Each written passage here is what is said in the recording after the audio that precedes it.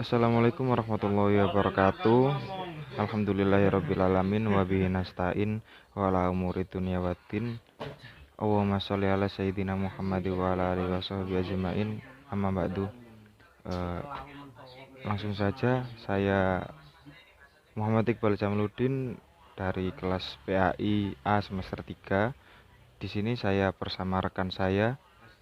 Dan saya Iqbal yang kedua, Muhammad Iqbal Faruk. Kami akan menjelaskan materi tentang peradaban dinasti-dinasti kecil Barat Baghdad.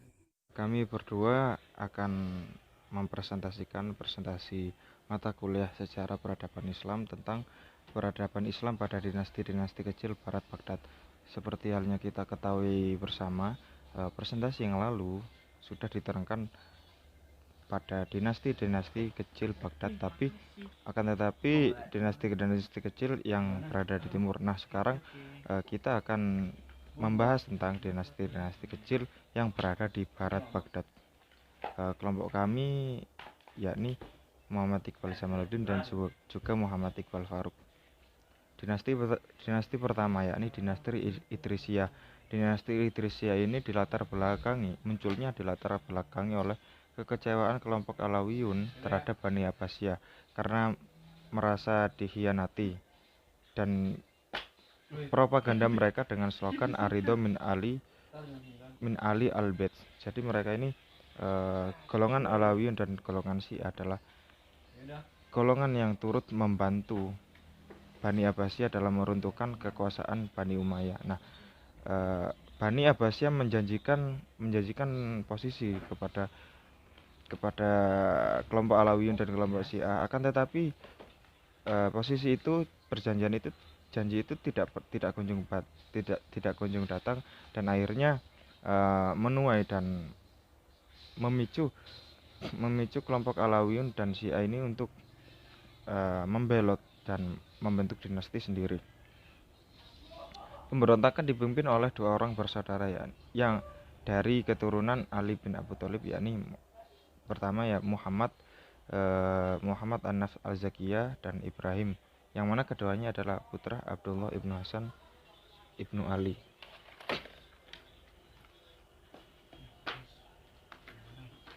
Nah, karena kekecewaan itulah lalu kelompok Alawiyun bangkit mempropaganda dengan slogan Aridho min Ali al-Bait. Ya, Aridho min Ali al-Bait, yakni mereka beranggapan bahwa ridho itu berasal dari Sayyidina Ali saja, yang mana keturunan Sayyidina Ali itu disebut sebagai Ahlul Bait. Mereka melakukan pemberontakan yang mana dipimpin oleh dua orang bersaudara tadi. Nah, tapi di sini pemberontakan mereka dapat dilumpuhkan oleh penguasa, dikarenakan pasukan penguasa Abbasiyah masih sangat kuat pada saat itu. Nah, pada tahun 144 Hijriah, Muhammad terbunuh di Madinah, dan setahun kemudiannya, yakni pada tahun 145 Hijriah, Ibrahim juga terbunuh di daerah antara Kufah dan Wasit.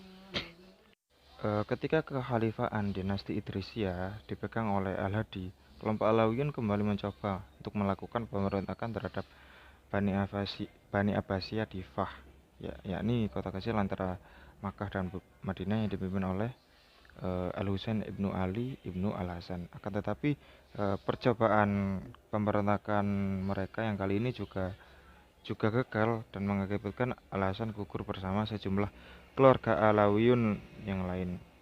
Terdapat dua orang yang berhasil meloloskan diri dari keluarga Alawiyun, yaitu Idris ibnu Abdillah dan saudaranya Yahya.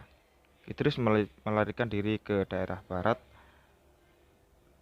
yaitu Maroko, melalui Mesir hingga Maghrib Al-Aqsa, dan Idris inilah yang kemudian dikenal sebagai perintis berdirinya dinasti Idrisiyah. Nah, dari sini dapat diketahui bahwa dinasti Idrisiyah merupakan salah satu dinasti yang muncul di saat posisi kekhalifahan Abbasiyah masih kuat. Nah, untuk wilayah kekuasaan dinasti Idrisiyah adalah Maghribi, yang mana penamaan ini muncul ketika yaitu salah satu pendirinya yakni saudara dari Ibrahim, Idris, yang melarikan ke Maroko. Lanjut ke dinasti Aghlabiyah. Nah, dinasti Aghlabiyah. Dinasti Aghlabiyah merupakan dinasti yang pusat pemerintahannya berada di Qairawan, Tunisia. Nah, nama dinasti ini sendiri dinisbatkan dari nama Ibrahim bin Al-Ghab. Dinasti Aghlabiyah merupakan dinasti yang latar belakang kemunculannya adalah hadiah dari Khalifah Harun ar-Rasyid. Pada masa pemerintahan Khalifah Harun, di bagian Afrika Utara muncul dua kekuatan yang mengancam stabilitas kekhalifahan Abbasiyah. Kekuatan pertama yakni dinasti Idrisiyah yang kita bahas sebelumnya, yang beraliran Syiah, dan kelompok Khawarij. Nah, dalam rangka mempertahankan pemerintahan Abbasiyah itulah kemudian Harun mengirim bala tentaranya ke Tunisia, yakni tepatnya di Ifriqiya di bawah pimpinan Ibrahim bin Al-Ghab, dan berhasil menumpas kelompok Khawarij. Dengan keberhasilan yang dicapai itulah Ibrahim mengusulkan kepada khalifah agar wilayah Ifriqiya tersebut dihadiahkan. Nah, ini menjadi awal kenapa daerah Tunisia dihadiahkan eh, kepada khalifah dinasti Aghlabiyah ini, yakni Ibrahim bin Al-Ghab. Usulan Ibrahim itu kemudian disetujui khalifah dan secara resmi ia diangkat sebagai gubernur di Tunis pada tahun 800 Masehi, serta diberi otonomi secara luas, dan sebagai imbalannya dia harus membayar upeti tahunan sebesar 40.000 dinar kepada khalifah di Baghdad. Lanjut,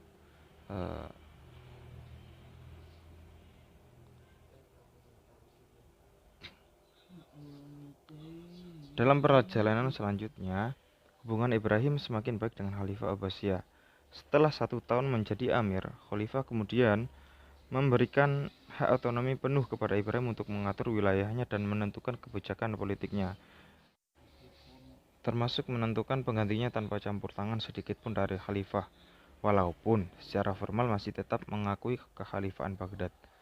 Dengan demikian, Ibrahim bin Al-Ghab membina wilayah ini dengan keturunannya, yang kemudian dikenal dengan dinasti yang mana dinasti itu diambil dari namanya, yakni Aghlab, dinasti Aghlabiyah. Akan melanjutkan materi dari Mas Iqbal Jamaluddin. Selanjutnya yaitu dinasti Tuluniyah di Mesir, yaitu pada tahun 254 sampai 292 Hijriah. Dinasti ini berawal dari dibebaskannya tawanan perang bernama Bayak Bek dari Turki, kemudian diangkat menjadi pengawal di Istana Al-Musta'in. Ketika terjadi penaklukan kekuasaan yang dilakukan oleh Al-Mu'taz, Bayak Bek memilih bergabung dengan Al-Mu'taz karena berhasil merebut kekuasaan dan meninggalkan Al-Musta'in. Orang-orang yang telah berjasa dalam penaklukan tersebut diberikan jabatan-jabatan penting oleh Al-Mu'taz, dan salah satu orang tersebut adalah Bayak Bek. Bayak Bek menerima jabatan sebagai gubernur di Mesir, tetapi Bayak Bek memberikan jabatan tersebut pada anak Ibnu Tulun, dan pada abad ke-9 Masehi didirikanlah dinasti Tulun olehnya. Kemudian Ibnu Tulun dilantik dan disahkan menjadi gubernur Mesir pada tahun 254 Hijriah. Ibnu Tulun berhasil menaklukkan Damaskus, Homs, Hamad, Aleppo, dan Antioquia. Beliau memutuskan untuk lepas dari pemerintahan Khalifah Bani Abbasiyah. Selain menjadikan wilayah Mesir sebagai daerah yang merdeka, dinasti Tuluniyah ini juga berkuasa atas wilayah Syam. Untuk mengontrol dan mengawasi wilayah kekuasaan mereka, dinasti Tulun membentuk angkatan laut yang kuat yang bertempat di Akka. Kemudian dinasti Tulun mencapai kejayaan-kejayaan sebagai berikut, yaitu membangun bangunan yang megah dan bernilai, yaitu Rumah Sakit Fustat, Masjid Ibnu Tulun, serta Istana Khalifah yang menjadi salah satu peninggalan berharga sejarah Islam. Yang kedua, memperbarui alat pengukur air nilometer yang menjadi kebutuhan utama pada peningkatan pertanian masyarakat Mesir yang terletak di Pulau Raufa.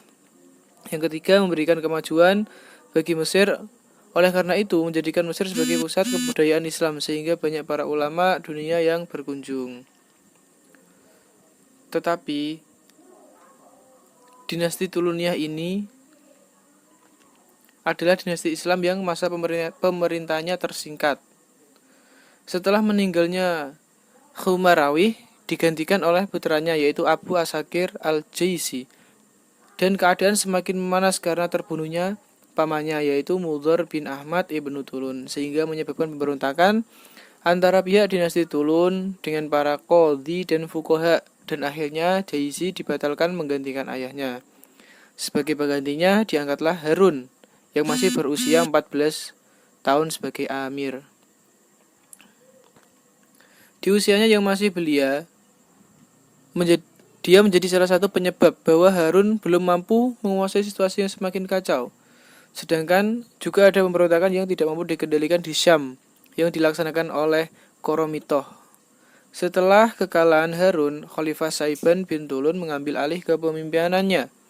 Seiring bertambahnya waktu, akhirnya dinasti Tulun semakin lemah dan ditaklukkan oleh dinasti Abbasiyah masa Khalifah Al-Muqtafi, dan dinasti Tuluniyah ini berakhir pada usia 38 tahun. Selanjutnya dinasti Iksidiyah. Dinasti Iksidiyah yang masih keturunan Fraghanah, yaitu muncul setelah berakhirnya dinasti Tuluniyah dan berpusat di Fustat. Berdirinya dinasti ini berawal dari diangkatnya seorang gubernur yang mempunyai hak otonom serta kekuasaan dan mengelolanya beserta keluarga dan keturunannya. Dinasti Iksidiyah ini didirikan oleh Muhammad ibnu Tughizi, yakni seorang militer yang sudah lama mengabdi pada Khalifah Abbasiyah dari Turki. Ia mendapat gelar Al-Iksid sebab berhasil menaklukkan pemberontakan di Mesir yang dilaksanakan oleh dinasti Fatimiyah. Khalifah bersimpati kepadanya sebab keberhasilannya tersebut. Salah satu pangeran Romawi yang bernama Romanus juga menyatakan kekaguman dan salut atas kecakapannya. Dinasti ini mengalami perkembangan yang pesat setelah berdiri. Al-Iksid pun meninggal dan digantikan oleh anaknya yang masih anak-anak, yaitu Unujur dan Ali. Maka dinasti ini menyerahkan pemerintahan kepada Abu al-Miks Kafur. Dinasti ini mencapai kejayaan saat pemerintahan Kafur. Kafur mampu mengatasi setiap pemberontakan di sepanjang pantai utara Afrika oleh dinasti Fatimiyah. Ini merupakan salah satu kehebatan beliau. Selain itu, beliau juga dapat mengatasi pemberontakan yang dilakukan oleh dinasti Hamdaniyah di Suriah Utara. Kejayaan dinasti Iksidiyah ini terlihat pada kekuatan militernya yang hebat, buktinya pernah menaklukkan wilayah Syam, Palestina, Makkah, dan Madinah. Seperti halnya banyak pemerintah yang boros dan memubazirkan uang yang berlebihan untuk kesenangan orang-orang terdekat, antara lain sekitar 100 ekor domba, 500 unggas, 1000 burung dara, dan 100 guci gula-gula untuk jatah harian dapur. Dan ada penyair yang melontarkan syairnya kepada Kafur, yaitu bahwa gempa bumi yang sering terjadi pada saat itu adalah disebabkan oleh tarian hura-hura yang dilakukan bangsa Mesir. Dan penyair ini mendapat penghargaan 1000 dinar dari seorang Abyssinia dengan senang hati. Kemudian mulai tampak tanda-tanda mundurnya dinasti ini setelah sepeninggal Kafur. Setelah Kafur meninggal, beliau digantikan oleh Ahmad, cucu Muhammad ibnu Tughizi. Pada pemerintahan Ahmad mengalami kemunduran dan kehancuran. Dalam hal ini, untuk menghidupi sastra dan seni di Mesir maupun Suriah, pemerintah tidak memberikan kontribusi apapun, serta tidak ada karya-karya yang tercipta dari mereka. Pemimpin dinasti ini terakhir dipimpin oleh Abu al-Faris Ahmad, anak yang masih berusia 11 tahun. Pada masa ini dimanfaatkan oleh dinasti Fatimiyah dengan melakukan banyak pemberontakan yang dikendalikan oleh Jauhar al-Sakili Qaid al-Mu'izz Lidnillah al-Fatimi. Dan pada saat ini masyarakat Mesir berhasil dipengaruhinya. Akhirnya pada tahun 969 Masehi, kekuasaan dapat dikuasai oleh jenderal dari dinasti Fatimiyah tersebut. Dan pada 358 Hijriah, sah jatuh tangan ke dinasti Fatimiyah. Kemudian yang terakhir, dinasti Hamdaniyah. Iksidiyah Mesir di wilayah utara mempunyai pesaing yang kuat, yaitu dinasti Hamdaniyah ini yang berhaluan Syiah. Dan pertama, dinasti Hamdaniyah ini didirikan di wilayah Mesopotamia Utara dan ibu kotanya adalah Mosul. Hamdan ibnu Hamdun dari suku Taglib merupakan keturunan mereka. Sesungguhnya mereka Hamdani ini sudah melakukan pemberontakan dan menentang kepada pemerintahan Abbasiyah pada masa pemerintahan Khalifah Al-Mu'tadid, dan keluarganya banyak ditawan sebab kegagalannya dalam memberontak. Namun setelah Al-Husain ibnu Hamdan berhasil menangkap tokoh Khawarij yaitu Harum al-Syari, keluarga mereka dibebaskan dari tahanan. Kemudian keluarga mereka mengalami perubahan yaitu mendapat banyak penghargaan oleh khalifah pada masa pemerintahan Khalifah Al-Muqtadir. Salah satunya diangkatnya Abu Al-Hajjah Abdullah ibnu Hamdan sebagai gubernur Nahawan. Kemudian Ibnu Hamdan mempunyai dua putra yang dijadikan penguasa dinasti Hamdaniyah ini, yaitu Muhammad Al-Hasan ibnu Abdullah yang mempunyai gelar Nasir ad-Daulat dan Abu Al-Mahasin ibnu Abdullah yang mempunyai gelar Saif ad-Daulat. Atas hal ini keluarga Hamdaniyah berkuasa di Mosul, sedangkan Saif ad-Daulat memerintah di wilayah Aleppo, Suriah. Beliau juga dikenal sebagai pendiri dinasti Hamdaniyah di Aleppo. Pemerintah dinasti ini berpusat pada dua tempat, yaitu Mosul dan Aleppo. Meski wilayah Aleppo terlihat sebagai bawahan Mosul, tetapi pemerintahan Aleppo menonjol lebih kuat dan mendominasi serta tidak tergantung pada Mosul.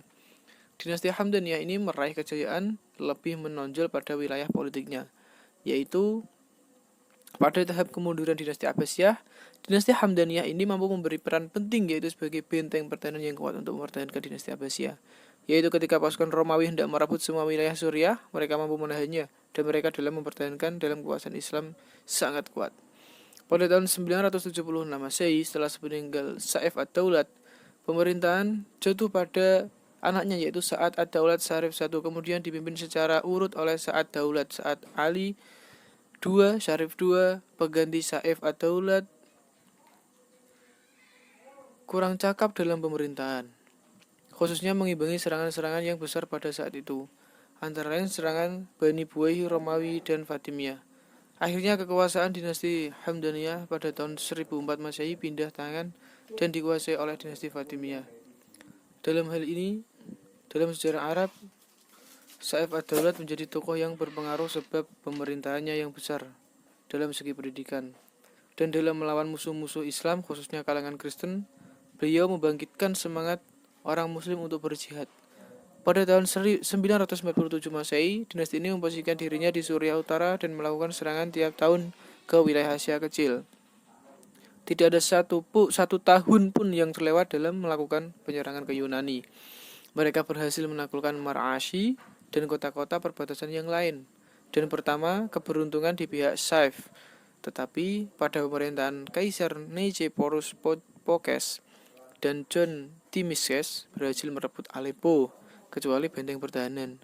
Kaisar tersebut kurang lebih membunuh 10.000 pemuda dan tawanan serta menghancurkan istana Saif. Pada masa pemerintahan Kaisar itu, 12.000 keturunan Bani Nasibin serta kerabat-kerabat dinasti Hamdaniyah meninggalkan tempat tinggal karena pajak yang diberikan terlalu tinggi dan diperintah untuk bergabung Kristen untuk menyerang wilayah Islam. Sekian dari kelompok kami. Apabila ada salah dalam pengucapan, kami beribu-ribu memohon maaf. Terima kasih. Wassalamualaikum warahmatullahi wabarakatuh. Baik, mungkin hanya itu yang dapat kami sampaikan dan dapat kami presentasikan. Apabila ada salah kata maupun salah ucap dan kekurangan materi, barangkali kami berdua, saya selaku Muhammad Iqbal Jamaluddin mewakili Muhammad Iqbal Farouk meminta maaf yang sebesar-besarnya. Terima kasih telah memperhatikan presentasi dari kami. Dari saya, Ihdinas Shiratal Mustaqim. Wassalamualaikum warahmatullahi wabarakatuh.